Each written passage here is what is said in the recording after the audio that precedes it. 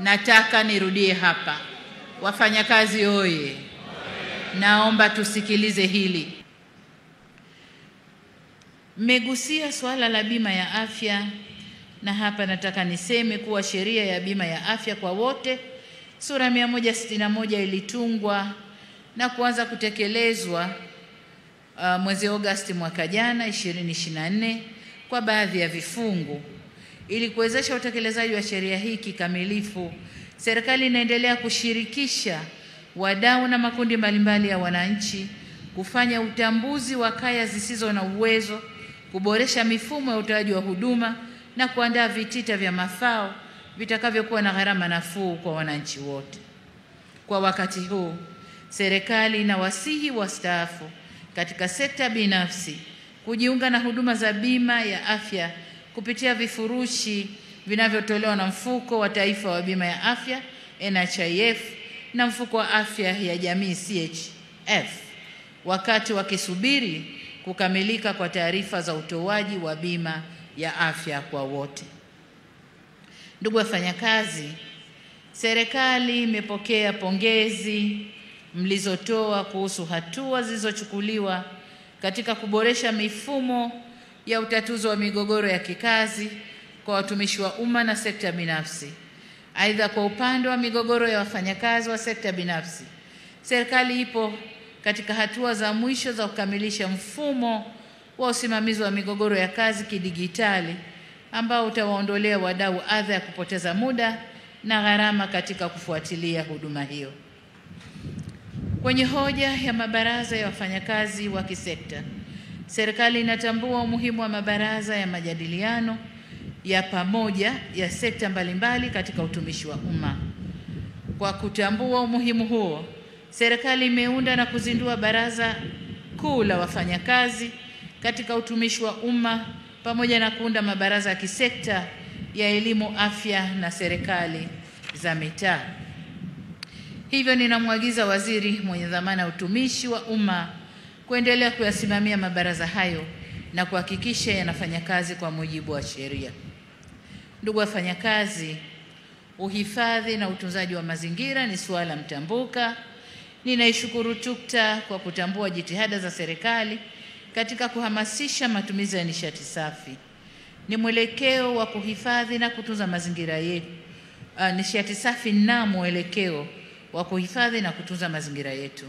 Nitumie jukwaa hili kuwahimiza waajiri na wafanyakazi wote nchini kuendelea kuifanyia kazi kwa vitendo ajenda ya matumizi ya nishati safi, kama nchi tuweze kufikia malengo tuliojiwekea katika kuhifadhi na kutunza mazingira. Na hapa nipongeze ofisi ya Makamu wa Rais kwa kuonesha mfano, na hawa ndio wenye mazingira, wametuonesha mfano nasi tuwe nyuma yao. Ndugu Rais wa TUCTA, niwapongeze tena TUCTA kwa namna mnavyofuatilia hoja za wafanyakazi. Hoja mlizoziibua tunazichukua na tutazifanyia kazi kikamilifu.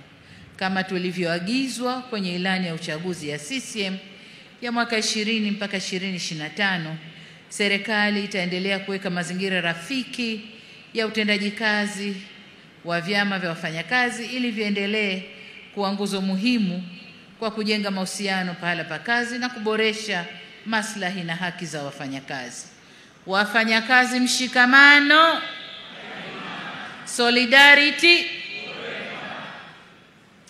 Ndugu wafanyakazi, nchi yetu imeendelea kupiga hatua kubwa katika sekta mbalimbali. Kiuchumi, mwaka 2024 ukuaji wa uchumi ulipanda kufikia 5.5 kutoka 4.6 iliyokuwa 2023, na tumeweza kudhibiti mfumuko wa bei katika kiwango cha 3.1. Mafanikio haya yamechangiwa na kukua kwa uwekezaji, kuongezeka kwa uzalishaji na mauzo ya nje. Tumeendelea kujenga mazingira mazuri kwa uwekezaji na biashara kisera na kisheria. Tunatekeleza miradi inayorahisisha usafiri na usafirishaji, yani reli, viwanja vya ndege, usafiri majini na barabara. Tumeendelea kutekeleza miradi ya kuzalisha nishati kwa ajili ya kukuza uzalishaji wa bidhaa na kurahisisha huduma za kiutawala na usalama nchini.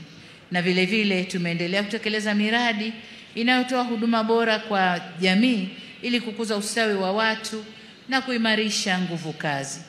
Uwekezaji wote huu pamoja na unaofanywa na sekta binafsi umesaidia kuzalisha jumla ya ajira 888,204 kwa kipindi cha Novemba 2020 hadi Februari 2025. Aidha, kutokana na kukua kwa diplomasia yetu, tumeweza kuingia mikataba ya ajira na nchi mbalimbali ikiwemo nchi za Falme ya Kiarabu UAE, Saudi Arabia, Iran na Qatar kwa lengo la kuongeza fursa za ajira kwa Watanzania kwenye nchi hizo. Niitake ofisi ya Waziri Mkuu, Kazi, Vijana, Ajira na Wenye Ulemavu kuzingatia fursa hizi na kuhakikisha tunazichangamkia kwa manufaa ya wanayokwenda kufanya kazi, lakini kwa manufaa ya nchi yetu pia. Ndugu wafanyakazi, ninafahamu kuwa kulikuwa na manunguniko kuhusu kuchelewa kwa mashauri yaliyofika kwenye Tume ya Usuluhishi na Uamuzi. Ili kuleta ufanisi, serikali imeandaa mfumo wa kielektroniki ECMS unaolenga kuimarisha shughuli za Tume ya Usuluhishi na Uamuzi inayohusika na migogoro ya kikazi kwa njia ya kidigitali. Mfumo huo utarahisisha usimamizi na uendeshaji wa mashauri kwa kupunguza muda na gharama na kusaidia kutatua migogoro ya wafanyakazi kwa haraka. Ndugu zangu, nimefurahishwa sana na kauli mbiu mlioichagua. Hakika inaendana na wakati tulionao. Uchaguzi ni haki ya kikatiba na ya kidemokrasia ya kila mfanyakazi. Hivyo kama kauli mbiu yenu inavyosema, uchaguzi mkuu 2025 utuletee viongozi wanaojali haki na maslahi ya wafanyakazi na sote tushiriki, ambayo haipishani sana na ile ya kitaifa, ila ya kwetu imeongeza uchaguzi, ile ya kitaifa inahamasisha kuangalia maslahi ya wafanyakazi. Kwa mnasaba huu, niwaombe mjitokeze kwa wingi ili kuchagua viongozi walio bora, waweze kulinda na kutetea maslahi yenu. Tayari awamu ya pili ya zoezi la kuboresha daftari la wapiga kura imeshaanza. Hivyo wale ambao hawajajiandikisha au kuboresha taarifa zao awamu ya kwanza, niwaombe mjitokeze kwa wingi kujiandikisha ili tusije kupoteza haki ya kikatiba ya kupiga kura. Ndugu wafanyakazi, kabla sijahitimisha hotuba yangu, nitumie fursa hii kutoa msisitizo kwenu TUCTA, ATE na wafanyakazi kwa ujumla katika mambo yafuatayo. Mosi, TUCTA ni wasihi muweke utaratibu wa kutatua migogoro baina ya vyama vilivyopo ndani ya shirikisho, kwa kuwa migogoro hiyo haileti afya si tu kwa wanachama wenu bali pia kwa serikali, kwa kuwa inapunguza tija na uzalishaji na hivyo kuwa na athari za moja kwa moja kwenye uchumi wa nchi. Kati ya sababu za migogoro hiyo ni kutokuwa na uwazi katika mapato na matumizi ya fedha za michango ya ada za wanachama. Naomba mkaliangalie vyema. Nachotamani kuona ni TUCTA inayochangia kuongeza tija na ufanisi katika kazi, hali itakayochagiza maendeleo zaidi nchini kwetu. Aidha, niwatake muendelee kutetea haki za wafanyakazi wote nchini, wakiwemo ofisi za TUCTA, wafanyakazi wenu wenyewe ambao wana madai mbalimbali ya stahiki zao. Vile vile mwakumbushe wafanyakazi wajibu wao katika sehemu zao za ajira na kwa nchi yao pia. La pili ni kwenu ATE, nanyi niwasihi muendelee kuwajengea uelewa wanachama wenu kuhusu matakwa ya kisheria, hususan takwa la uhuru wa kujumuika na majadiliano ya pamoja mahali pa kazi. Tutakaporuhusu majadiliano haya, si tu yatasaidia kuboresha maslahi ya wafanyakazi, bali pia yatasaidia kuongeza tija katika uzalishaji na hivyo kuchangia maendeleo ya taifa letu. La tatu, kama mnavyofahamu, dunia imepata mtikisiko wa kiuchumi kutokana na kubadilika kwa mwelekeo wa kisiasa za kanda ambao pia umeleta mabadiliko kwenye sera za kifedha. Mtikisiko huo umeleta kupungua kwa misaada ya maendeleo kutoka kwa wabia tuliowazoea. Hali hii inatulazimu tuongeze ukusanyaji wa mapato yetu ya ndani na tubane matumizi ili tuweze kutekeleza majukumu yetu ya msingi ya ujenzi wa nchi na utoaji wa huduma za kijamii. Huu ni wakati ambao wafanyakazi, waajiri na serikali tunapaswa tushikamane katika vita hii ya kiuchumi ili tusiumbishe nchi yetu. Ndugu wafanyakazi, mapema katika hotuba yangu niliwapongeza kwa kuchangia kukua kwa uchumi. Mwezi Mei 2024 mwaka jana, wakati tukiadhimisha siku ya wafanyakazi, serikali ilieleza ugumu wa uchumi ulivyokuwa kwa wakati ule na kuwasihi tusiongeze gharama kwa serikali kwa kuongeza mishahara, bali tuliendelea na upandishaji wa madaraja na kutoa maslahi mengine ya wafanyakazi.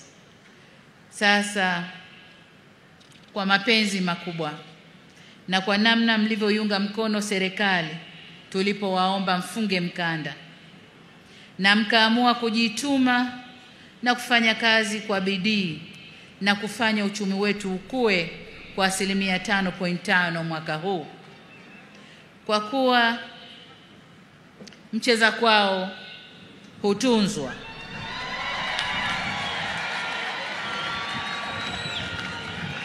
Wafanyakazi oye! Miamvuli oye! Naona miamvuli imepanda sasa.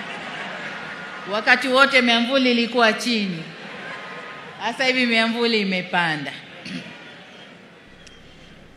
Sasa kwa kuwa mcheza kwao hutunzwa, mimi na wenzangu, na baada ya kuangalia uchumi ulivyopanda, na umepanda kwa sababu ya nguvu zenu wafanyakazi,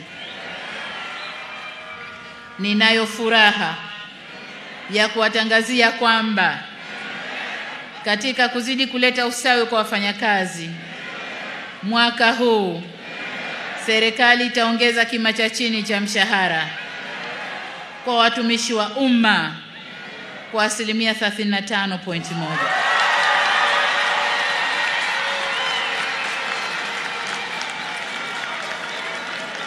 Wafanyakazi oye! Mshikamano, solidarity. Aya, tusikilize. Nyongeza hii itakayoanza kutumika mwezi Julai mwaka huu itaongeza kima cha chini cha mshahara kutoka shilingi 370,000 hadi shilingi 500,000.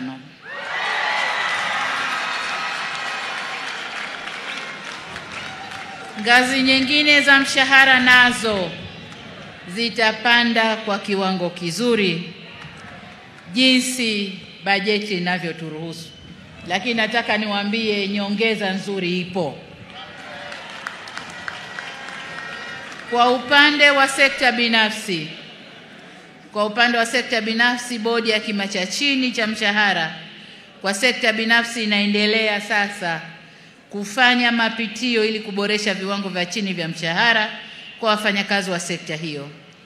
Pamoja na kazi inayofanywa na bodi hiyo, naendelea kuvihimiza wizara na vyama vya wafanyakazi kufanya majadiliano na waajiri ili kutekeleza mikataba ya hali bora ya wafanyakazi katika sekta binafsi waendane sambamba na wenzao ya sekta ya umma. Ndugu wafanyakazi, ahadi yetu serikali kwenu kwamba tutaendelea kuboresha mazingira ya kazi yakiwemo maslahi ya wafanyakazi kadri hali ya uchumi itakavyoruhusu. Wafanyakazi oye! Solidarity, mshikamano. Ndugu wafanyakazi, nimalizie kwa kuwapongeza tena wafanyakazi wote nchini kwa kuadhimisha sikukuu hii, na ninawashukuru kwa mchango wenu adhimu katika ujenzi wa taifa letu. Kuijenga nchi yetu ni jukumu letu sote. Hivyo hatuna budi kuimarisha umoja na mshikamano wetu. Aidha, niwakumbushe kwamba ili tuweze kujenga vyema taifa letu ni lazima tulinde amani na utulivu nchini. Nataka nirudie hapa. Wafanyakazi oye! Naomba tusikilize hili. Ili tuweze kujenga vyema taifa letu ni lazima tudumishe na tulinde amani na utulivu nchini. Kwa namna yeyote ile, tusitoe fursa kwa vyama vya wafanyakazi kutumika kuichafua nchi yetu.